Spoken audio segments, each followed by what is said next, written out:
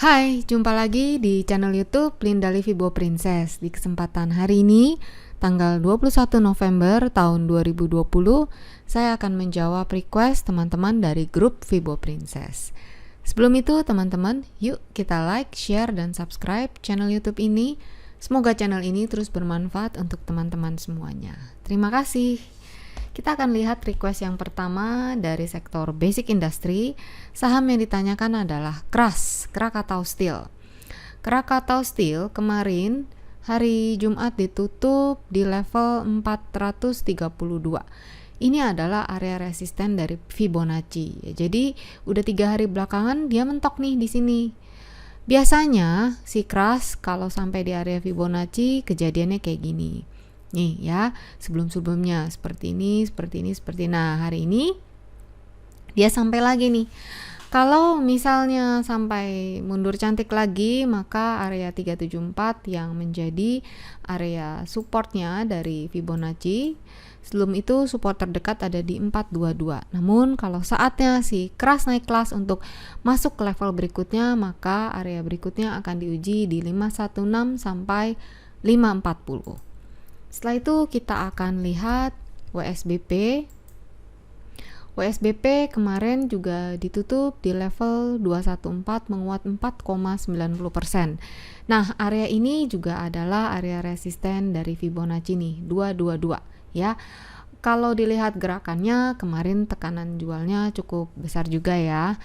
Nah, kalau besok ada pullback atau mundur sementara, maka supportnya ada di 202, kemudian sampai di sini di 188. Namun kalau misalnya sampai mundur sampai 176, masih bagus juga sih, masih aman nih kalau misalnya dia sampai ke area ini ya. Namun kalau turun ke bawah sini ya jadi jelek juga, maka dia akan menguji level yang di bawah sini. Bila setelah itu dia melanjutkan penguatan, maka 246 menjadi resisten terdekat dari WSBP. Selanjutnya kita akan lihat Ciwi Kimia. Oke, Tekim ini sideways ya di range Fibonacci ini di 6725 nih range Fibonacci. Jadi udah beberapa waktu dia sideways di sini ya. Selama berada di atas level 6341 sampai 6100, maka masih ada potensi dia untuk menguat ke atas ya. Anyway, juga dia baru aja break dari ini ya, moving average jangka panjangnya. Jadi ada potensi untuk dia tes di area ini ya. Lanjut kita akan lihat dari sektor trade. Saham yang ditanyakan adalah Era Jaya. Oke, kita lihat dulu gerakannya. Era Jaya dari April sampai saat ini sudah menguat ya, dan Era Jaya ini sudah sampai di area level harga ketika di tahun 2020 di sini ya, di 1845. Ini adalah levelnya Era Jaya di awal tahun ini, dan saat ini udah sampai lagi di sini. Jadi dia udah nyampe nih di area resisten tahun ini. Nah, ini juga ada area Fibonacci di sini di 1895. Jadi kalau si Era berhasil melewati area ini resistennya di tahun 2020, maka welcome level 2020 dan 2130. Namun kalau misalnya dia pullback, maka level inilah yang akan menjadi support dari Era, yaitu 1620 sampai 1466 untuk Era Jaya. Selanjutnya kita akan lihat United Tractors. United Tractors, nah teman-teman ya, kemarin ditutup di level 21.300. Kalau kita gambar simple downtrend line, ini adalah area resistennya daripada United Tractors. Kenapa UNTR turun kemarin? Ya, kalau pakai analisa teknikal kelihatan sih kenapa ya, karena di situ ada resisten. Support terdekatnya ada di mana? Nih, di level-level ini, level Fibonacci 20.525. Ini menjadi area support dari United Tractors. Kalau level ini ditembus, maka level 19.000 yang akan menjadi support berikutnya dari United Tractors. Lanjut kita akan lihat request selanjutnya dari saham MPMX. Kita lihat dulu ya gerakannya kayak apa. Nah, tuh ya 2019 kayak gini terus turun ya teman-teman. Nah, saat ini MPMX itu kemarin ditutup di level 414 ya. Ini adalah juga area dari Fibonacci 414. Kalau misalnya dia lanjutkan penguatan, maka berikutnya ada di 494 resistennya. Supportnya ada di mana? Supportnya kita lihat di sini deh, 316 sampai 284 ya untuk MPMX. Selanjutnya kita akan lihat saham yang ditanyakan adalah Sri Rejeki Isman. Nah, Sril ini di tahun 2020 level dia ada tertinggi di Januari di 278. Saat ini dia sudah ada di level 242. Bila si Sril ini menguat dari 242, maka 278 yang akan menjadi resisten berikutnya dari Sril. Namun anyway, 242 ini juga menjadi area resisten kemarin tuh di Agustus ya. Kalau ada pullback, support terdekat yang akan diuji oleh Sril ada di level 234, kemudian di sini 212 sampai 214 untuk Sril. Lanjut kita akan lihat KBLI. Oke, KBLI kemarin menguat 8,88%, ditutup di level 368. Resisten berikut dari KBLI ada di 376, selanjutnya ada di 422 ya. Support dari KBLI ada di 314 ya, itu untuk KBLI. Lanjut kita akan lihat IMAS, Indomobil. Nah, IMAS nih kemarin juga menguat 8,98%, ditutup di level 910. Area resisten berikutnya ada di 950 yang mana juga udah disentuh nih kemarin sama si IMAS ya. Ini area Fibonacci-nya sudah di high 5. Resisten berikut ada di 1065 dengan support ada di 835 kemudian 720 untuk IMAS. Selanjutnya kita akan lihat dari sektor properti, saham yang ditanyakan PPRO. Nah, saham ini kita lihat ya. Ini bobok sahamnya dari Februari sampai sekarang. Nih, PPRO bangun ya kemarin. Naik 26,42%, ditutup di level 67 ya. Kayak gini. Bisa bangun, bisa. Terus apakah akan bangun terus, saya nggak tahu ya. Nah, kalau diukur menggunakan Fibonacci, maka resisten berikut ada di 71 dan 79, resisten terdekat. Baru selanjutnya ada di sini ya, ada di 97. Oke, supportnya ada di 50 untuk PPRO. Selanjutnya kita akan lihat APLN minggu kemarin. Nah, ya nih fenomenal banget ya, menguat langsung hari Kamis tanggal 19 November menguat 35%, ditutup di level 162, dan kemarin hari Jumat dia terkoreksi 3,7%, ditutup di level 156. Oke, area support berikut dari APLN ada di 140 sampai 127 di sini. Resistennya ada di 182 terdekatnya untuk APLN. Selanjutnya kita akan lihat Pakuwon. Pakuwon kemarin Jumat ditutup di level 500 ya. Area resisten terdekat berikutnya ada di 540, sedangkan support terdekat ada di 493 kemudian di 480 ya. Terdekatnya di sini. Ini dan ini ya. Lanjut kita akan lihat dari sektor finance yang ditanyakan adalah saham BCA. BCA kemarin ditutup di level 33.000, melemah 0,23%. 33.000 ini adalah area resisten sebelumnya yang terjadi di 27 Agustus ya. Jadi udah sampai lagi di sini dan biasanya sampai di area resisten gerakan harga seperti ini. Bila BCA lanjut maka 34.600 menjadi area resisten berikutnya, sedangkan support ada di 32, 375, kemudian di 31.725 untuk BBCA. Berikutnya yang ditanyakan adalah BRI Syariah.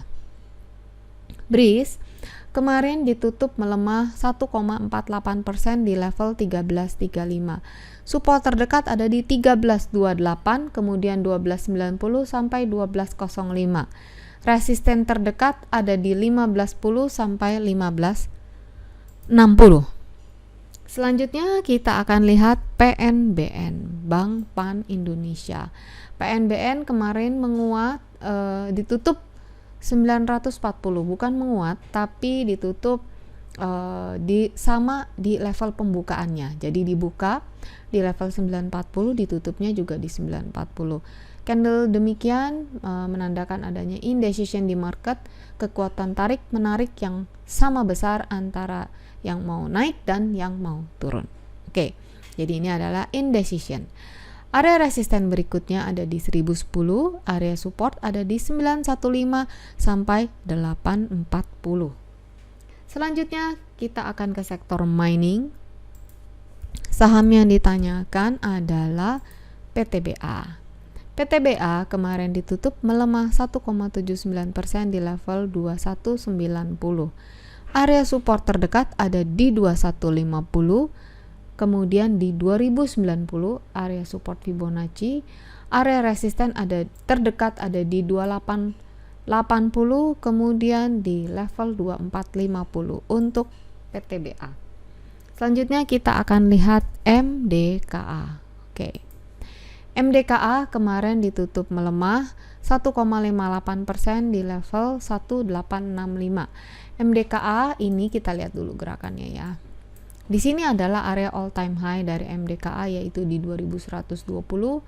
Kemudian kemarin ada juga di sini ya, tertinggi di 1990. Kalau begitu maka area resisten terdekat ada di sini. Yang mana? Ya, 1940 ini adalah area resisten dari MDKA dan ya harganya turun nih dekat-dekat area resisten ya. Oke, area support terdekat ada di 1815 sampai di level 1780 ya, 1775 sampai 1780. Bila harga ditutup di bawah ini maka 1740 1690 menjadi area support berikutnya yang akan diuji oleh MDKA. Selanjutnya kita akan lihat ELSA. Oke, ELSA ditutup menguat 4,10% di level 254 ya. Ini pun 256 ini ya. Ini adalah area resisten Fibonacci daripada ELSA. Kalau ada pullback maka ELSA akan menguji 232 sampai 218. Namun kalau ELSA terus terbang, area berikutnya yang akan diuji adalah 292 untuk El Nusa. Selanjutnya kita akan lihat dari sektor consumer, saham yang ditanyakan Unilever. Oke, Unilever nih dari sejak Mei terus turun pelan-pelan dan pelan-pelan.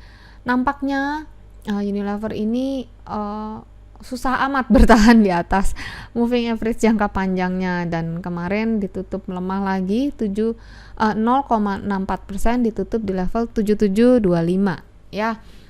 Ini ya ada di area-area support penting sih. Kalau tutup di bawah 77 kalau ditutup di bawah level 7750 maka ada potensi untuk menguji 7525 untuk Unilever ya. Jadi memang kenapa turun ya? Dia sudah membal dari bulan April, waktu turun tajam dia udah balik duluan ke area di awal tahun 2020 dan saat ini ya masih turun ya Unilever.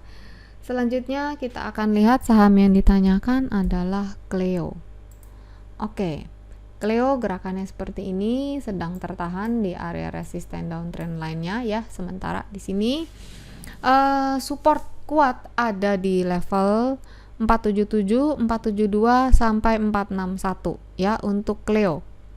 Bila Cleo mampu melewati area ini maka 518 dan 584 menjadi area resisten berikutnya. Saham yang ditanyakan adalah Sido. Sido ini ya seperti ini ya teman-teman, ini adalah area cluster resisten daripada Fibonacci dan belum sampai ke area ini harga turun ya. Nah, Sido saat ini ditutup di level 800. Bila Sido bisa menguat ke atas level 800 maka level 840 yang menjadi resisten terdekat dari SIDO. Supportnya kalau terus melanjutkan pelemahan, maka 770 yang menjadi area support terdekat dari SIDO. Trennya masih tetap terbaca uptrend sampai gerakan terakhir ini, ya. Selanjut kita ke sektor infrastruktur, yang ditanyakan adalah Pegas. Nah, Pegas seperti ini gerakannya ya, teman-teman. Kemarin ditutup menguat 3,69% di level 1405. Area resisten berikutnya dari Pegas adalah 1580, sedangkan support terdekat ada di 1322, kemudian 1210 untuk Pegas. Lanjut kita akan lihat, ini dia saham Telkom. Nah, Telkom ini kemarin ya ramai tuh di berita, Bapak Erick Thohir meminta untuk kapitalisasi Telkom menjadi 4,5 triliun ya. Nah, Telkom ini sekarang ada di area resisten 3230 dan udah beberapa waktu ini belum bisa lewat ya. Bila dapat lewat, maka 3330 menjadi area resisten berikutnya, sedangkan support terdekat dari Telkom ada di 3116 ya. Gerakannya seperti ini ya, tuh. Mencoba untuk bangkit dari penurunan yang telah terjadi selama lama sekali ya. Oke, semoga Telkom bisa terus menguat, memenuhi harapan Bapak Erick Thohir kemarin. Lanjut kita akan lihat ISAT. ISAT ini kemarin menguat 0,46% di level 2200. Area support terdekat ada di 2152 sampai 2107. Alangkah baiknya bila dia bisa bertahan di atas level itu, maka potensi untuk menguji 2260 sampai 2250 akan menjadi terbuka. Selanjutnya kita akan lihat yang terakhir dari sektor agri, saham yang ditanyakan adalah AALI. Ya, AALI ini untuk beberapa waktu nih dia tertahan nih di level, masih tertahan di level 11.150. Kemarin pun belum bisa lewat daripada area ini ya. Nah, support terdekatnya ada di level 10.600 di sini. Kalau bisa lewat dari sini, maka 11.650 dan 12.350 ini menjadi area resisten dari AALI. Nah, selanjutnya kita akan lihat IHSG ya. IHSG kemarin ditutup melemah 0,4 sebentar. IHSG kemarin ditutup melemah 0,40% di level 5571 ya. Kalau kita lihat penguatan IHSG juga udah wow banget ya, dari sejak tanggal 5 November sampai 20 November ya. IHSG terus nanjak dan saat ini sudah berada di area resisten, baik itu resisten Fibonacci pun resisten dari garis trendline dan area price action ya. Bila nih kalau besok IHSG ditutup, besok entah 1-2 hari kemudian, kita nggak tahu, pokoknya kalau ditutup di bawah level 5541 sampai 5520, maka ada potensi IHSG untuk menguji 5483 sampai 5417. Namun kalau IHSG terus juara naik melompat di area ini, maka level 5665 dan 5769 menjadi area resisten berikutnya yang akan diuji oleh IHSG. Itu aja yang bisa saya sampaikan untuk analisa saham minggu ini. Semoga bermanfaat untuk teman-teman semuanya. Kita ketemu lagi minggu depan. Stay safe, stay healthy, dan salam semangat selalu. Bye.